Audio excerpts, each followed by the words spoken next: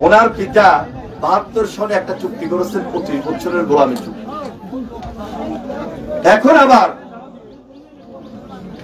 এই অবৈধ প্রধানমন্ত্রী চুক্তি করছেন, এটা সারা জীবনের জন্য যে চুক্তি করছেন আমাদেরকে গোলামির বন্ধনে আবদ্ধ করে রেখেছে।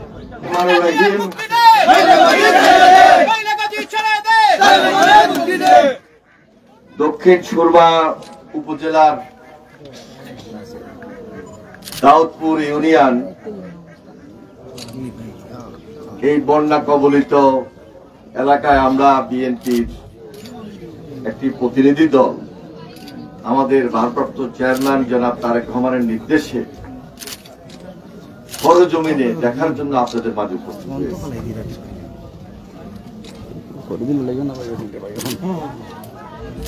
আমি যদি বা আমরা সবাই যদি সরজমিনে না আসতাম এই দুর্বিষহ চিত্রটা আমাদের মাঝে ফুটে আসতো না, আমরা বুঝতে পারতাম না যে কি পরিমাণ পানি, একদিকে বৃষ্টির পানি, আরেকদিকে পার্শ্ববর্তী দেশের ডলের পানি। এই পানিগুলো শুধু আমার মনে হয় এই গ্রাম না, এই ইউনিয়ন না, আমরা যেখান থেকে আসছি এখানে মেইন রোড থেকে ২০ থেকে ২৫ মিনিট সময় লেগেছে। পুরো এলাকাটা বন্যার পানিতে এমন ভাবে নিমজ্জিত, ঘর বাড়ি। এই জন্য বলছি একটা দুর্বিষহ জীবন। এখানে এই সময়টিতে সবাইকে এই নৌকা বা ছোটখাটো বোটে আসা যাওয়া করতে হয়। মসজিদ দেখলাম, বাড়িঘর দেখলাম, স্কুল দেখলাম, মাদ্রাসা দেখলাম, সবই পানির নিচে এখন পর্যন্ত। আমরা সামান্য কিছু ত্রাণ নিয়ে আসছি। যদি আজকে দেশনেত্রী বেগম খালেদা জিয়া সুস্থ থাকতেন এবং মুক্ত থাকতেন, তিনি নিজে আজকে আপনাদের মাঝে আসতেন। তাকে আসার কোনো সুযোগ দেওয়া হয় নাই। তিনি স্বাভাবিক রাজনীতি করতে পারছেন না, বরং তিনি যেন স্বাভাবিক রাজনীতি না করতে পারেন সেজন্য মিথ্যা মামলা দিয়ে, সাজা দিয়ে তাকে দীর্ঘ ২ বছর জেলে বন্দী রাখা হয়েছে। তিনি যখন জেলখানায় যান সুস্থভাবে গিয়েছেন, ফেরার সময় সুস্থভাবে ফিরতে পারেন নাই, এবং জেল থেকে বাইর হওয়ার পরই উনি অসুস্থ অবস্থায় বারবার হসপিটালে ভর্তি হয়েছে, চিকিৎসা দিচ্ছে। ইভেন গত পরশুদিন পর্যন্ত তিনি হসপিটালে ছিলেন। তিনি যাওয়ার সময় হুইল চেয়ারে যান নাই, বাইরে হওয়ার সময় হুইল চেয়ারে করে বাইরে হয়েছে। এবং এটা শুধু আমাদের ধারণা নয়, শুধু এই দেশবাসীর ধারণা নয়, বিশ্ববাসীর ধারণা যে এই দেশে একটা অবৈধ প্রধানমন্ত্রী আছেন, যিনি ভোটে নির্বাচিত হন নাই, এবং রাষ্ট্রে কোন স্বাভাবিক রাজনীতি নাই। একটা কর্তৃত্ববাদী শাসন এবং শাসকের মাধ্যমে তাদের প্রতিহিংসার শিকার হয়ে দেশনেত্রী বেগম খালেদা জিয়া আজকে অসুস্থ অবস্থায় বাসায় থাকলেও অন্তরীণ অবস্থা আছে। তিনি মুক্ত নন, স্বাভাবিক রাজনীতি করতে পারছেন না, চলাফেরাও করতে পারছেন না। এরপর আসেন আমাদের ভারপ্রাপ্ত চেয়ারম্যান জনাব তারেক রহমান। তিনি এখনো দেশের বাহিরে মিথ্যা মামলা দিয়ে, সাজা দিয়ে বাংলাদেশে যেন আসতে না পারেন সেই ব্যবস্থা করে রাখা হয়েছে। তিনি যদি আজকে স্বাভাবিক রাজনীতিতে থাকতেন তাহলে আজকে আপনাদের মাঝে থাকতেন এবং এসে আপনাদের এই দুর্বিষহ জীবনযাপনের চিত্র দেখতেন এবং আপনাদের পাশে থেকে সামান্য কিছু একটা সহযোগিতা করতেন। একটা গভীর ষড়যন্ত্রের মধ্য দিয়ে এই শাসক গোষ্ঠী বিএনপিকে ধ্বংস করে দেওয়ার জন্য, বিএনপির নেত্রী নেতাদেরকে রাজনীতি যেন না করতে পারেন, ধ্বংস করে দেওয়ার জন্য অত্যাচার নির্যাতনের এমন কোন কিছু বাদ নাই। মামলা হামলা গুম খুন সবকিছুই তারা করে যাচ্ছে। তারা 2008-এ যেভাবে ষড়যন্ত্র করে ক্ষমতায় আসছে, এরপর থেকে এখন পর্যন্ত 2024, 2018 এবং সর্বশেষ 2024 ভোটবিহীন, ব্যালটবিহীন ক্ষমতায় থেকে ক্ষমতা দখল করে প্রশাসনের মাধ্যমে আজকে রাষ্ট্রীয় ক্ষমতাটাকে নিজের গদিকে রক্ষা করে চলছে। জনগণের সঙ্গে এদের কোনো সম্পৃক্ততা নাই। যদি সম্পৃক্ততা থাকতো তাহলে এই যে সিলেট অঞ্চলে বন্যা পীড়িত দুর্বিষহ জীবন যাপন আপনারা যারা করছেন, আপনাদেরকে দেখতে আসতো। আসেন নাই, আসবেন না। ওই পাকা রাস্তা দিয়ে আসেন অথবা বিমানে আসেন, টাউনে আসেন, টাউন থেকে আবার চলে যান। আমাদের এই যে কাইয়ুম সাহেব, তিনি আমাদের জেলা বিএনপির প্রেসিডেন্ট, তিনি একটু আগে বলেছেন যে কিভাবে ত্রাণের বস্তা রাজনীতির নামে নিজেরা কাউকে দিচ্ছে দলীয় লিস্টের মাধ্যমে।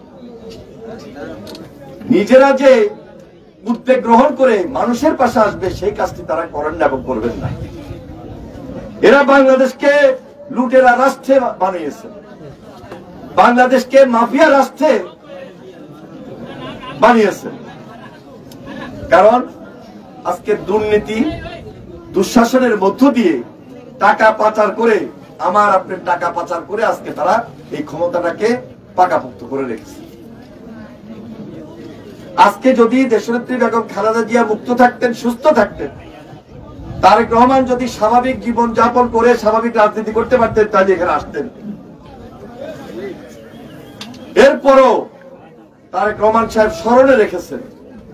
স্মরণে রেখেছেন বলেই আমাদেরকে নির্দেশ দিয়েছেন যে এই দক্ষিণ সুরমায় যাওয়ার জন্য এবং বন্যা কবলিত মানুষের পাশে দাঁড়ানোর জন্য। আমি দেশনেত্রী বেগম খালেদা জিয়ার পক্ষ থেকে, তারেক রহমানের পক্ষ থেকে আপনাদের সবাইকে আন্তরিকভাবে মোবারকবাদ জানাই, ধন্যবাদ জানাই এবং অভিনন্দন জানাই। এই 20 জুন এই দেশের অবৈধ প্রধানমন্ত্রী ভারত গিয়েছেন, একটা দেশ বিরোধী চুক্তি করেছেন। এই চুক্তিতে বাংলাদেশের কোন স্বার্থ উদ্ধার হয় নাই। এই চুক্তি বাংলাদেশের সার্বভৌমত্বের উপর আঘাত, বাংলাদেশের নিরাপত্তা হুমকির মুখে। ওনার পিতা 72 সনে একটা চুক্তি করেছেন, 25 বছরের গোলামি চুক্তি। এখন আবার এই অবৈধ প্রধানমন্ত্রী চুক্তি করছেন, এটা সারা জীবনের জন্য যে চুক্তি করছেন, আমাদেরকে গোলামির বন্ধনে আবদ্ধ করে রেখেছে। আমরা যেন মাথা উঁচু করে কথা বলতে না পারি, আমরা যেন আমাদের স্বাধীন সার্বভৌমত্ব রাষ্ট্র নিয়ে স্বাধীনভাবে চলতে ফিরতে না পারি। কানেক্টিভিটির নামে তারা বাংলাদেশের অভ্যন্তরে ভারতের এক অংশ থেকে আরেক অংশে আমাদের উপর দিয়ে রাস্তা ট্রেন লাইন নির্মাণ করবেন, এই হিসাবে ওনারা ব্যস্ত। এবার ট্রেন লাইন দিবেন, এটা কোনো ট্রানজিট নয়, এটা হলো করিডোর। এই চুক্তি বাংলাদেশের মানুষ বাস্তবায়ন করতে দিবে না। কারণ আমাদের মধ্যে ইতিমধ্যে সাধারণ মানুষের মধ্যে একটা সেন্টিমেন্ট জাগ্রত হয়েছে যে এই বাংলাদেশে আজকে যারা ক্ষমতা আছে এরা হলো সেবাদার সরকার। ভারত যা চায় তাদের স্বার্থ রক্ষা করার জন্য এরা তাই দিচ্ছে, কিন্তু আমাদের স্বার্থে এখন পর্যন্ত কিছু তারা আনতে পারে নাই, কোন চুক্তি তারা করতে পারে নাই। পায়রা বন্দর দিয়েছে, মোংলা পোর্ট দিয়েছে, চট্টগ্রাম বন্দর দিয়েছে, সব তাদের স্বার্থ রক্ষা হচ্ছে। এই যে বাংলাদেশের সঙ্গে ভুটানের মাঝখানে ভারত 20 থেকে 22 কিলোমিটার যে একটা রাস্তা, সেটা ব্যবহার করার সুযোগ সুবিধা বাংলাদেশের মানুষের নাই, এগুলো দিবে না। এই জন্য আজকে বাংলাদেশের মানুষের মধ্যে একটা সামাজিক আন্দোলন শুরু হয়েছে যে আমরা ভারতীয় পণ্য কিনবো না, পরবো না, বয়কট ইন্ডিয়া, এই স্লোগানটি আজকে বাস্তবায়ন করছে সাধারণ মানুষ। ব্যক্তিগতভাবে আমি সমর্থন জানাই, হয়তো আপনারা অনেকেই সমর্থন করছেন। এটা আমার সেন্টিমেন্ট থেকে, আমার স্পিরিট থেকে এই ধরনের সিদ্ধান্ত আমাদের মধ্যে একটা জাগরণ সৃষ্টি করেছে। তাই এই মুহূর্তে আমাদের ঐক্যবদ্ধ থাকতে হবে এই অবৈধ সরকারকে সরিয়ে দেওয়ার জন্য, যারা ভোটে আসে নাই। যদি আজকে স্বাভাবিক ভোট হতো তাহলে এই বক্তব্য, এই সেন্টিমেন্ট আমাদের মধ্যে আসতো না। একটা স্বাভাবিক রাজনীতি থাকতো, ভোট হতো, আওয়ামী লীগ থাকতো বা বিএনপি থাকতো, জনগণের সরকার থাকতো। কিন্তু এই সুযোগ আজকে তারা দিচ্ছে না বলেই আজকে বাংলাদেশে আমার আপনার টাকা লুটপাট হয়ে যাচ্ছে, অবৈধ চুক্তি হচ্ছে, দেশবিরোধী চুক্তি হচ্ছে, আইনের শাসন নাই, ভোটের অধিকার নাই, বিচার বিভাগের স্বাধীনতা নাই। পার্লামেন্ট যেটা আছে, এই পার্লামেন্টে আপনার আমার কোনো প্রতিনিধিত্ব নাই বলেই তাদের সঙ্গে জনগণের কোনো সম্পৃক্ততা নাই। এবং আজকে বাংলাদেশে যেখানে এই ধরনের বন্যা অথবা দুর্বিষহ জীবন অথবা প্রাকৃতিক দুর্যোগ অথবা সিডোর অথবা আইলা, এই ধরনের কিছু যখন আসে, সেখানে আওয়ামী লীগের কোন নেতা কর্মী আসে না, তারা কোনো ত্রাণ নিয়ে আসে না।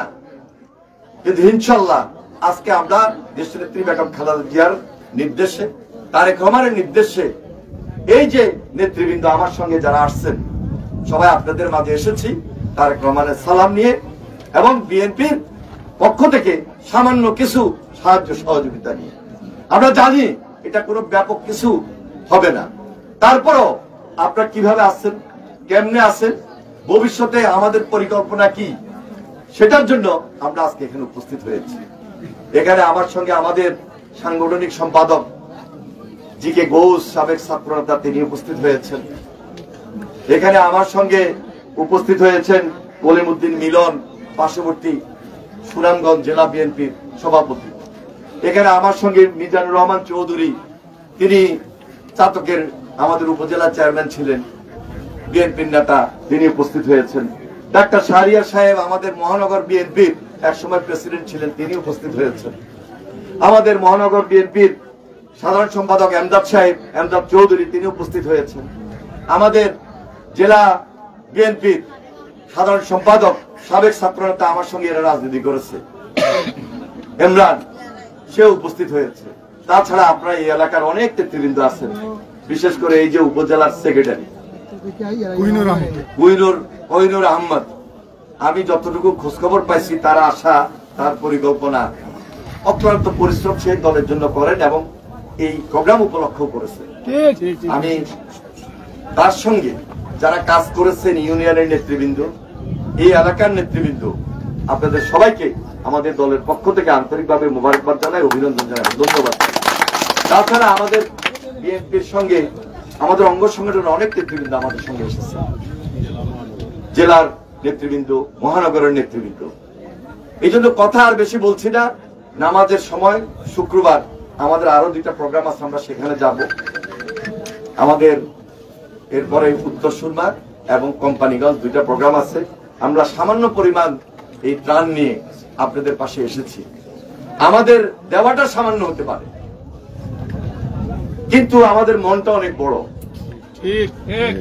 আমরা এই সময় এত অত্যাচার, এত নির্যাতন, গুম খুন, মামলা হামলা সবকিছুকে উপেক্ষা করেও আপনাদের পাশে আছে। দেশনেত্রী বেগম খালেদা জিয়ার সঙ্গে আমার এবার দেখা হয়েছে। তিনি যেদিন হসপিটাল থেকে বাসায় যাচ্ছেন সেদিন দেখা হয়েছে। চোখের পানি ধরে রাখতে পারি নাই। দেশনেত্রী বেগম খালেদা জিয়াকে এত অত্যাচার নির্যাতনের মধ্যে রেখেছে। আপনার তার জন্য দোয়া করবেন, মহান আল্লাহ তাআলা যেন ওনাকে সুস্থ রাখেন, উনি যেন আবার স্বাভাবিক জীবনে থেকে আমাদের সঙ্গে আমাদের যে গাইড করে এই রাজনীতির ময়দানটাকে সুন্দর রাখতে পারেন, এই অত্যাচার নির্যাতনের হাত থেকে দেশবাসীকে রক্ষা করতে পারেন। ঠিক একই ভাবে আমাদের প্রিয় নেতা দলের ভারপ্রাপ্ত চেয়ারম্যান জনাব তারেক রহমান, তিনি সুদূর লন্ডনে বসেও এই দলকে সুসংগঠিত করছেন। এই দলের ইউনিয়ন বলেন, ওয়ার্ড বলেন, পৌরসভা বলেন, জেলা বলেন, থানা বলেন, উপজেলা বলেন, কেন্দ্র বলেন, শুধু বিএনপি নয়, অঙ্গ সংগঠনের প্রত্যেকটা নেতা কর্মীর খোঁজখবর রাখছেন। শুধু দল নয়, দলের বাইরে দেশের জনগণ, দেশের সাধারণ মানুষ কোথায় কিভাবে আমার বিএনপি নেতা কর্মীরা তাদের পাশে দাঁড়িয়েছে সেই নির্দেশনাও তিনি দিচ্ছেন। সুতরাং তারেক রহমানের জন্য আপনারা দোয়া করবেন। তারেক রহমান সাহেবের স্ত্রী জনাব বেগম জুবাইদা রহমান, ওনার বাড়ি এই এলাকায়, এই দক্ষিণ সুরমায়, পাশের ইউনিয়ন। ওনার জন্য দোয়া করবেন, মহান আল্লাহ তাআলা যেন ওনাদেরকে সুন্দরভাবে এই অত্যাচারের হাত থেকে রক্ষা করে এই বাংলাদেশ একটা শান্তিপূর্ণ পরিস্থিতি বিরাজমানের মধ্য দিয়ে এই দেশে উপস্থিত করতে পারেন। আমরা সেই জন্য দোয়া করি, প্রার্থনা করি।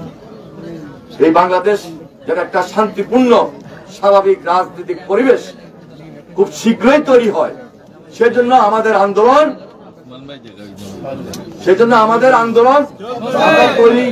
আন্দোলনের প্রেক্ষাপট তৈরি করছি। আমাদেরকে সবাইকে প্রস্তুত থাকতে হবে, আপনারা সবাই ঐক্যবদ্ধ থাকবেন। তারেক রহমানের নেতৃত্বে ধন্যবাদ সবাইকে। খোদা হাফেজ। বাংলাদেশ জিন্দাবাদ। আসসালামু আলাইকুম।